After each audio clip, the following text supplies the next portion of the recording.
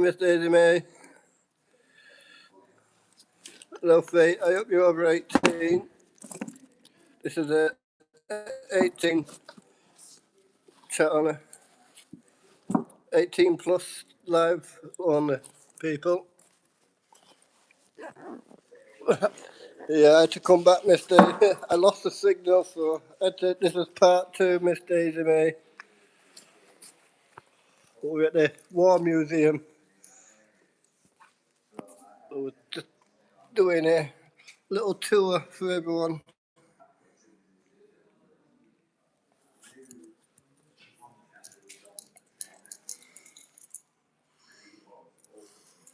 How are you doing, Miss Daisy May? How's your day going? Yeah, this is the second part. I lost the signal before, so I've had to start live up again.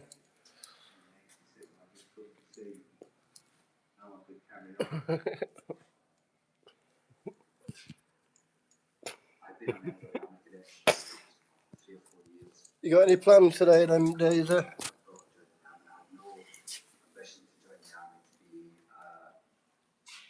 So these are pieces from a model stable plan of lost number 11 and 2 joints condition.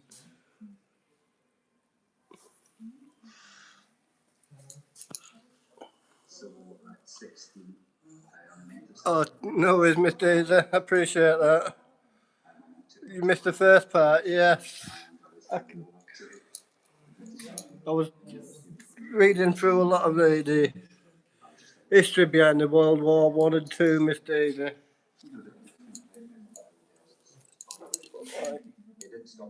See some of the old artifacts.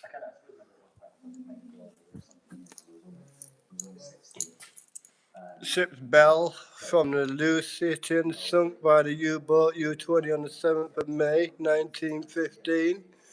The Lusitania sank within 20 minutes of being torpedoed with the loss of 1,201 lives along the dead were 128 Americans. The sinking caused international outcry, particularly in the United States, and played an important part in bringing America into the war.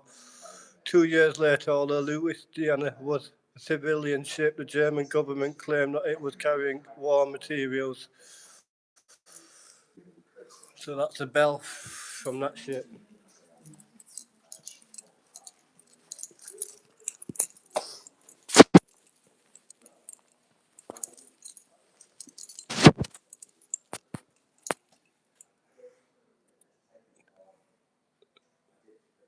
So that's the HMS Aboukir.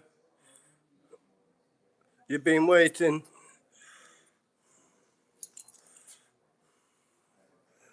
The British battle cruisers HMS Boyka, HMS Cressy and HMS Formidable were torpedoed by German submarines during the First World War.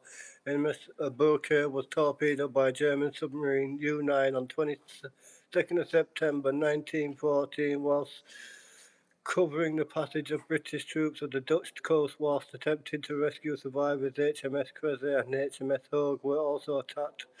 All three sank in less than an hour. 837 men survived, but over 1,400 were lost. A 15-year-old cadet Wickham Musgrave was on board each ship as it was torpedoed, firstly on the Habuku. He then swam to the Hogue and was just going on board when she was struck and sunk and sank in 3 minutes. After a cup of cocoa and a Cressy, we saw her submarine come as close as 200 or 300 yards off. I jumped off again and found a plank to hang on to. He was found unconscious 3 hours later by a Dutch trawler. HMS Formidable was torpedoed by the German submarine U-24 on the 19th out of the 780 on board. 547 died. So German First World War. Hey Bob S, good to see you. Hello E-Bike. So German First World War Type 1 sea mines. Sea mines are self-contained explosives placed in water to destroy ships or submarines. They float and explode on contact. This mine is one of the 100 laid in the Sea of Scarborough by German light crusader Kohlberg on 16th December 1914. The Scarborough minefield was a crucial element of the German battle cruiser raid on the coastal towns of Hartlepool. Hey Jason, very good to see you. Hartlepool, Whitby and Scarborough. It was intended to force a reaction from the British Grand Fleet, luring them over freshly laid minefields. The raids caused public outrages. 137 civilians were killed and 592 injured. Clearing of the Scarborough minefield began on 19th December 1914. This mine was recovered by the Grimsby minesweeping flotilla lent by His Majesty the King. And this is one of the mines that was recovered. So imagine going down the water and you hit that thing. That is a sea mine, people.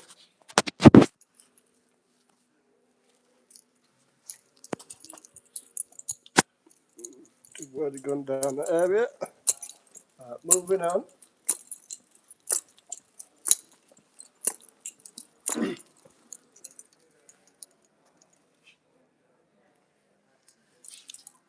So this is all the soldiers. That's crazy, isn't it? I'm doing well, Jason. How are you? Amazing. Thanks, Bob. So here now we've got the Western Front from 1918. The stalemate on the Western Front was finally broken in spring. Welcome back, Sanel. Sorry about that. I lost connection before, so I had to restart. Was finally broken in spring 1918. Both sides had learnt many painful lessons over the last 3.5 years. They had developed new ways of fighting, increasingly sophisticated weapons. New troops had become available as the Germans moved men from the Eastern Front and the Americans arrived to join the Allies. In March, the Germans launched a series of offensives and the Allies were forced to retreat. In August, the Allies counter-attacked and for the next 100 days they pushed the Germans back. Weakened by earlier losses on both the Western and Eastern fronts, the German army began to crack. The German home front was also under intense strain. Recognizing its defeat, Germany signed an armistice on the 11th of November.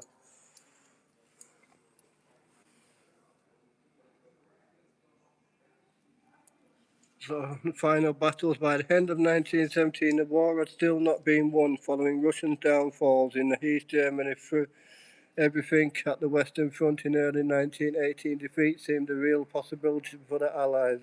But they held on. Their resurgent armies began to break. Germans overstretched troop transport and supply lines with Germans' army home front and its allies on the verge of collapse. The Allies were finally victorious. Potato masher stick grenade. So that's a potato masher stick grenade. A key weapon used by Germans elite stormtroopers during offensive in 1918. Allied positions were dramatically overrun, but within 3 months, Germans had suffered over 800,000 casualties. And there's a cap worn by General-in-Chief of the Allied armies in France, Field Marshal Ferdinand Foch. Foch took over overall command in April 1918, supported by British Field Marshal Sir Douglas Haig and the United States General John Pershing. Allied unity was key to their successful fight back. The khaki felt hat of the American smasher type, the French, British and Empire armies were joined by 1.3 million fresh and enthusiastic soldiers from new Allied, the United States. They helped to drive back the German army. So this is the hat. The armistice and peace, with the army in retreat and the Allies collapsing, Germany's commanders realising the war was lost, they secretly requested surrender talks. Furious Germans wondered why they were still fighting when the news became public. The Kaiser was forced to abdicate to avert revolution. On 11th of November 1918, Germany signed a ceasefire. The armistice peace was formalised the following year in a punishing treaty. So, key-shaped brooch, which is up there. Tiny inscription in French reads, Wagon de l'Armistice. The brooch was purchased by a British soldier at the site of the railway carriage in which the armistice was signed at Compiègne, France. The armistice forced Germany to part the territory it had invaded and to immediately surrender its airplanes, weapons and warships. It was a humiliation. And a flag bearing the Red Rose of Lancashire, which is that flag right there, from Lieutenant General Sir Hugh Judwin's Carr on Armistice Day. A battalion of the Irish Guard celebrates the following day. The ceasefire technically began at 11 a.m. on the 11th of November 1918. It prompted wild rejoicing in Britain. Diarist Ethel Bilbro wrote that London went quiet mad, but some soldiers were still in action until 11 a.m. Some sheet music. We're going to hang the Kaiser under the linden tree. The German Emperor avoided this fate by fleeing into exile. The ceramic beaker commemorates the war's formal end. The Treaty of Versailles forced Germany to pay preparations, slash its military strength, and surrender territory. The Allies were determined that Germany should never again threaten Europe, which is this right here. And consequences. The Great War, as it was known before the Second World War, stirred new tensions. Old empires had collapsed. New nations were born. Wars were still being fought over territory in Europe and beyond. Communist and fascist ideology took hold all the while. The most immediate consequence of the war had to be faced: the death, destruction and disability inflicted by 4 years of bloodshed. So that's the Regina Trench. Regina Sign, one of many burial grounds on the fighting fronts created by the Imperial War Graves Commissions. Nearly 1 million people died serving the British Empire, but many were lost in battle with no known grave. Stained glass fragment taken from Epps Cathedral's battered ruins by a British soldier. 500,000 homes in 1,600 towns and villages were destroyed by heavy shelling on the Western Front. The metal fragment is part of the shell that wounded Captain Reginald Malherbe in 1917. In a letter home, he reported, I've lost my right optic and I've got lumps of metal of all sizes in various parts of my anatomy. Malherbe was later fitted with his glass eye. By the late 1920s, nearly 2.5 million British veterans were still receiving a war disability pension. That's his glass eye, and that's a piece of the shrapnel right there. Surely this is the last war that will ever be between civilized nations. So Allied counter-offensive on the Western Front. By mid-July, the Allies had recovered from the shock of the early German attacks. On 8th of August, they started a counter-offensive of their own.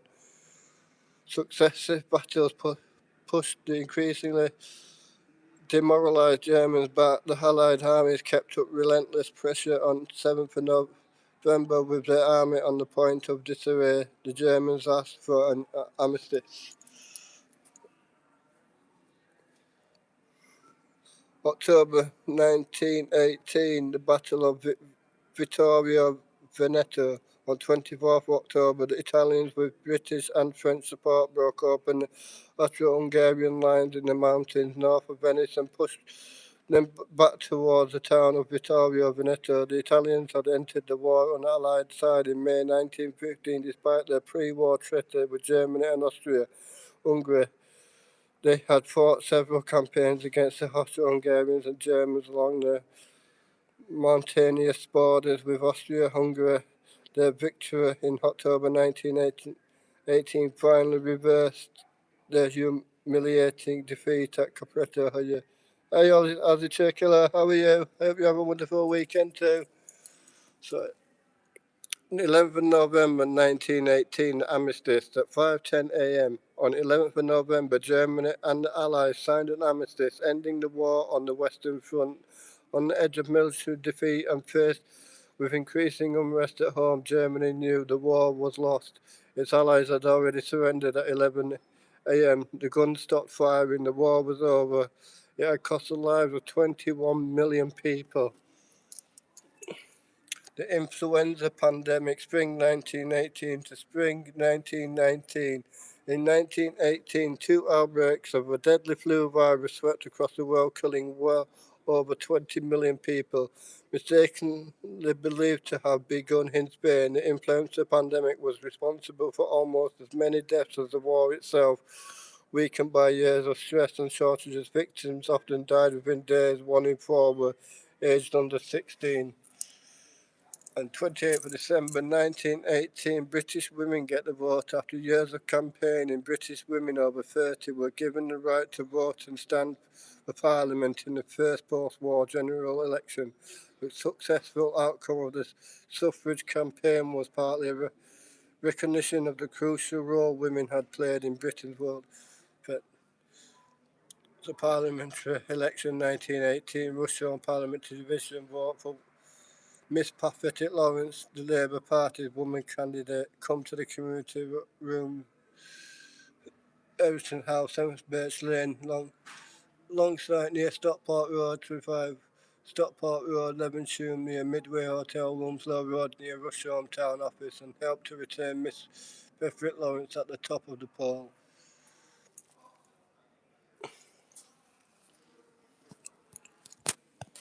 And over here we have a German A7V tank gun.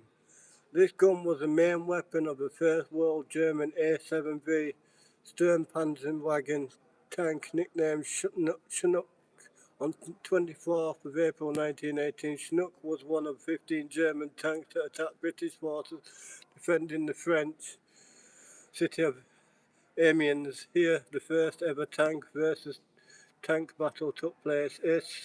The 7V tanks had a crew of between 18 and 26 working in incredibly noisy and hot conditions. The crews preferred to ride on the roof when not in action. The A7V had a poor trench crossing performance and inferior quality armouring plate.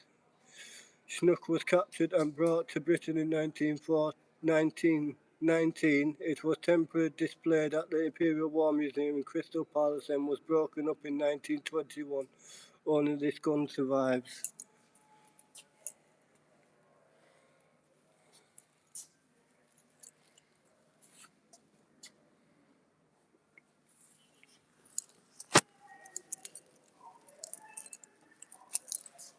And then over here we have the Dennis firefighting trailer pump. Trailer pumps were widely used during the Second World War. Unlike fire engines, the pumps could be easily manoeuvred around the piles of rubble and deep craters caused by enemy bombing. This pump was supplied by the Home Office to the Ferranti factory in Hollingwood, Oldham, in 1941 for firefighting duty. 6 fire crew operated the pump. One hose was used to suck water into the pump while the other sprayed water onto the fire. The pump could suck up and spray out 500 gallons of water a minute, enough to fill an Olympic-sized swimming pool in less than an hour.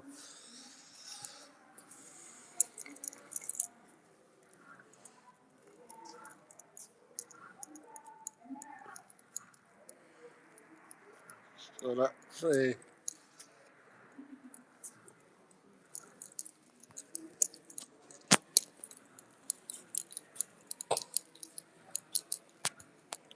we've got 1919 to 1939. Between the wars, people began to rebuild their lives. In Germany, there is resentment over the terms of the peace treaty. Leaders talk and try to ban war. Worldwide economic depression brings mass unemployment and poverty. Communism and fascism flourish by promising solutions. In Europe, dictators are on the march. In Asia, Japan sets out to conquer world peace, hangs by a thread. That's cool. I'm glad you like that. I'm glad you're enjoying this live there, Bob. This is not peace, it is an armistice for 20 years.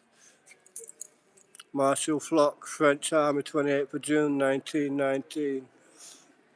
So June 1919, Versailles, a peace treaty between Germany and Allies was signed at the Palace of Versailles near Paris on 28th of June. Germany was blamed for the war and stripped of territory and colony. It was forced to pay reparations, and the size of its armed forces was severely restricted. The Versailles Treaty also established the League of Nations, the brainchild of American President Wilson. The League was intended to preserve the peace and settle disputes through arbitration and conciliation, but the United States Senate vetoed American participation. The League first met in London in January 1920. Partition of Ireland, Irish and British delegates signed an agreement dividing Ireland on the 6th of November.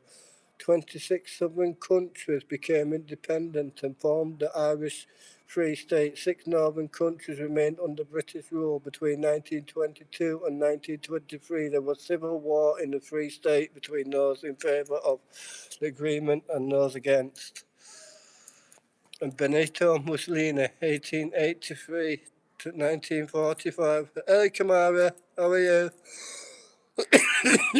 Became the leader of Italy in October 1922, established a fascist dictatorship at home and pursued an aggressive foreign policy abroad. Mussolini's decision to side the German in the Second World War proved disastrous.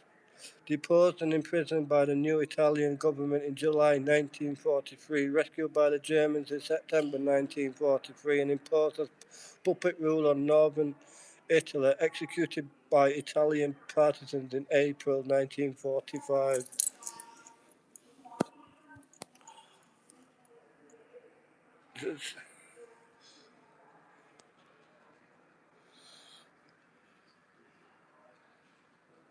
And safe for democracy. At the end of the First World War, people hoped for a new age of peace and reconciliation. These hopes were soon shattered. Wars continued to be fought. Millions were killed in the Russian Civil War alone. America turned its back on Europe. It was soon clear that the world was far from being safe for democracy. As President Wilson had hoped, dictatorships sprang up all over Europe by the beginning of the 1930s. The competing ideologies of communism and fascism were flourishing, and peace was threatened again. So a few more little artifacts.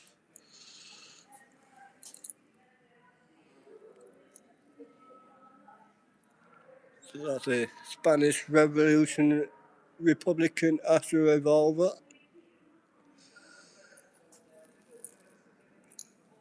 That's a Peace Congress, returned 1919-17.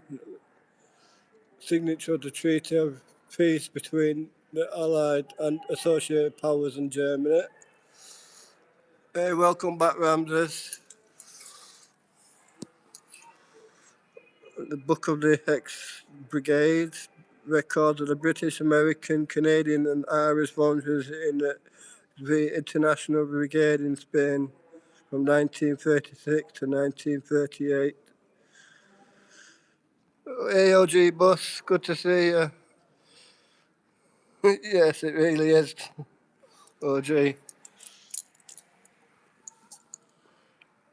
And there's a certificate to repair retirement for. I can't read any of that properly.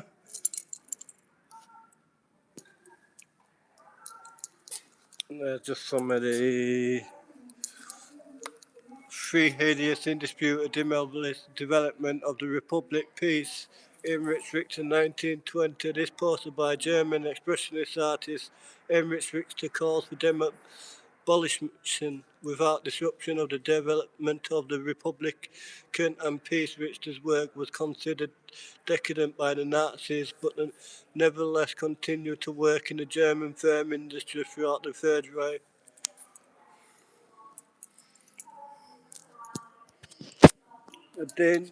The danger of Bolshevism. Rudy Field, 1919. In post-war Europe, there was great fear that Bolshevism, as communism was then more widely known, would spread westwards in the Baltic states and Finland. German troops were developed to suppress left-wing uprisings.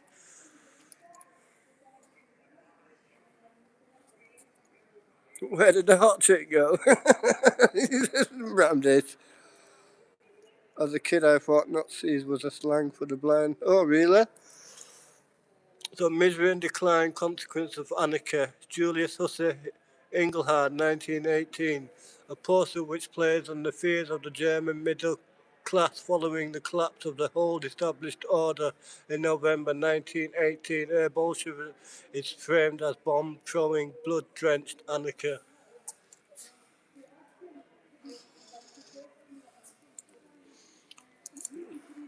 Poster of the German Revolution 1918 to 19. The aftermath of the First World War found Germany in turmoil. Peace hung on a threat as conflict raged between the extreme right and left wings of German politics. Posters were produced by both sides to influence people to support their point of view.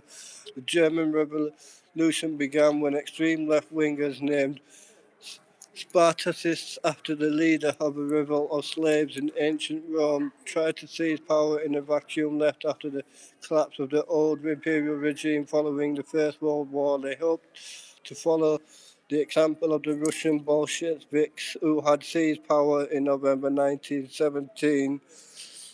But the Spartacist rising was put down with great brutality. Both the government troops and paramilitary Freikorps bands made up of disaffected ex-soldiers unwilling or unable to return to civilian life.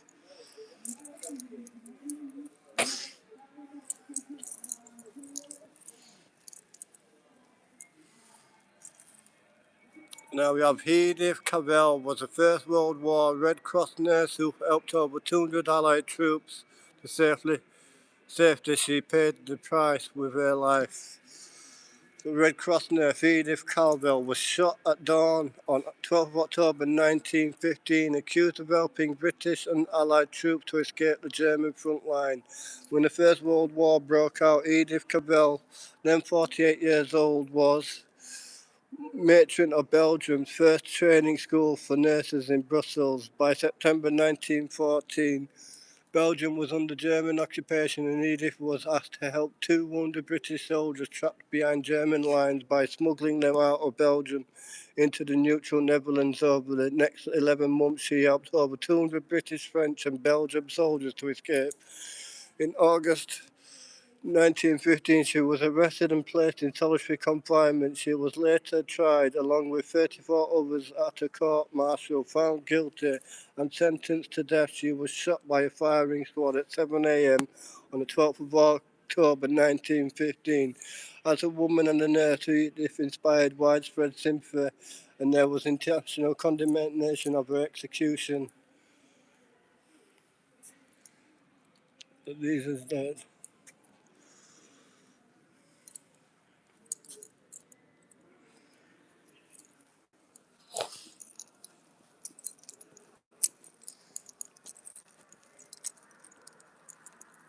Now we have the 1982 Trabant Deluxe estate car. The Trabant was manufactured in Eastern Europe during the Cold War. This car belonged to Klaus Ockermann of Langula near Millersten in former East Germany. The waiting list for a Trabant was usually 15 years, but because he was a key worker in the car industry, Klaus got his car after only 6 years. The Trabant had a two-stroke petrol engine normally used to power motorcycles and lawnmowers, which produce large amounts of pollution.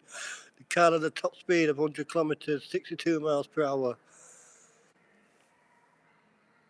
People in East Germany often had to travel across the country to get scarce goods in exchange for other products. Klaus' family kept chickens and rabbits and grew flowers and vegetables which they swapped for other goods. Trabants were often laughed about by people in Western Europe, but for people living on the other side of the Iron Curtain, they were prized possessions.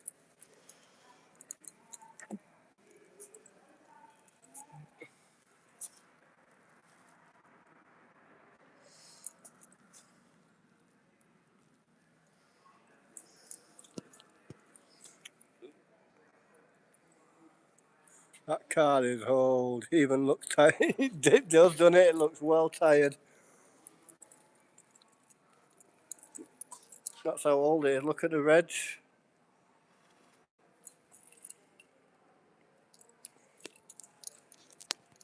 Moving on, we have this thing.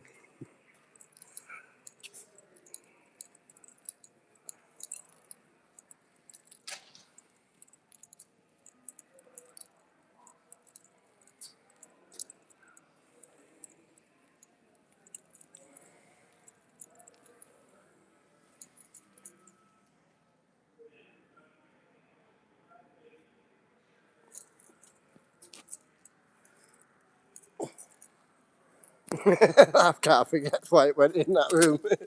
So this is a 1979 Leopard Mark IV security vehicle. This vehicle was designed to protect its occupants from landmines and small arms fire in southern Rhodesia, now called Zimbabwe. It was used by a police unit in Salisbury, now called Harare, during the civil war leading up to the independence in 1980. Hi, Sherbear, good to see you.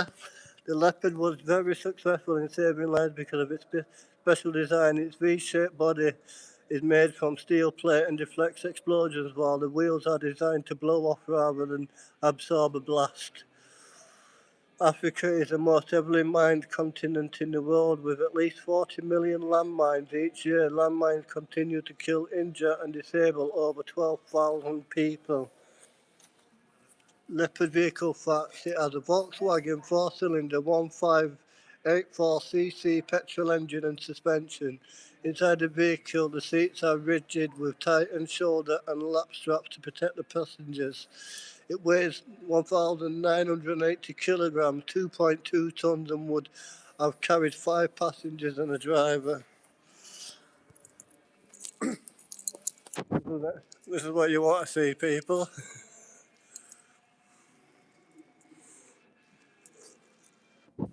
So this is a Matilda II, designed as an infantry support tank. The Mark III Matilda II was the only British tank to see service throughout the Second World War. The Matilda had a crew of 4: commander, driver, gunner and loader, and was equipped with a 2-pounder anti-tank gun and a 7.92mm machine gun. The Matilda's strong protective armour proved successful in early years of the war, but by 1942 advances in German firepower reduced the armour's effectiveness. This Matilda was built in Norwich Locomotive Works near Bolton.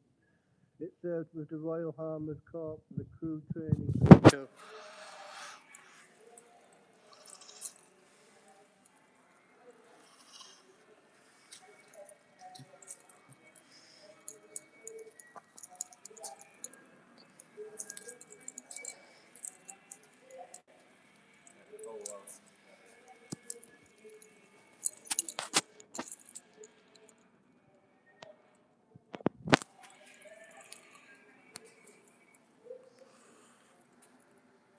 Almost looks like a Dalek. It's like some out of Harry Potter. So that's a gun turret from the Wellington bomber. So this has come from a Wellington bomber plane.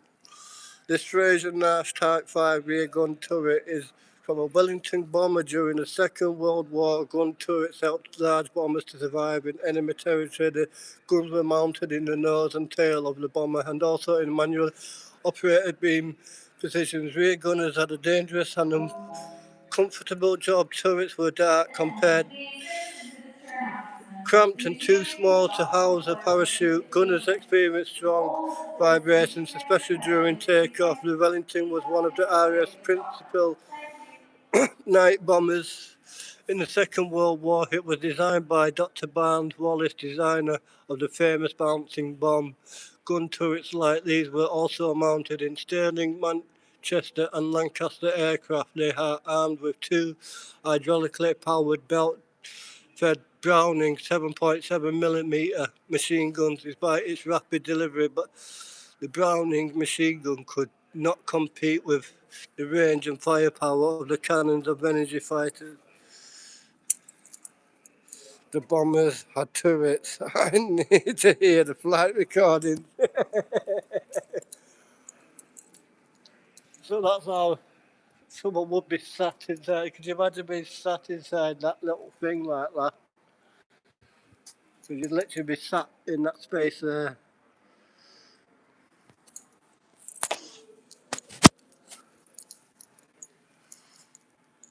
Hey, away.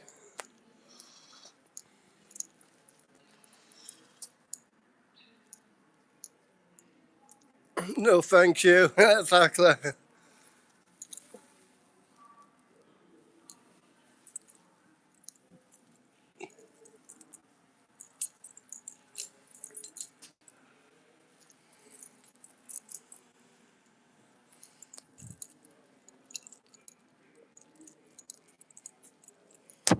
So this is a Rolls-Royce Merlin Mark 73 aero engine.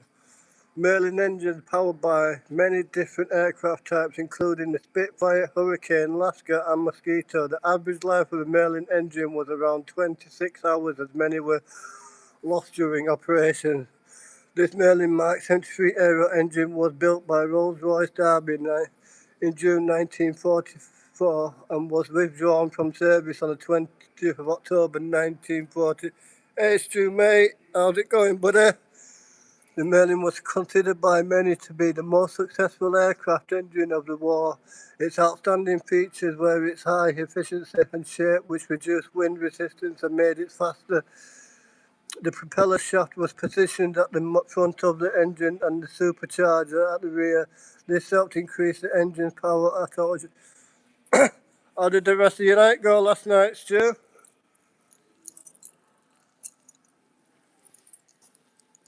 I think we all know what one of these is. The Rolls-Royce engine came with a fur coat. So this is a genuine German Enigma machine used to encode the decode messages. The Allies were able to break the Enigma code during the Second World War, allowing them to intercept and read secret Nazi communications. The photograph above shows personnel gathered at Bletchley Park after the Second World War. Hey Cam, good to see you, brother. Code breaker, touch the button. Okay.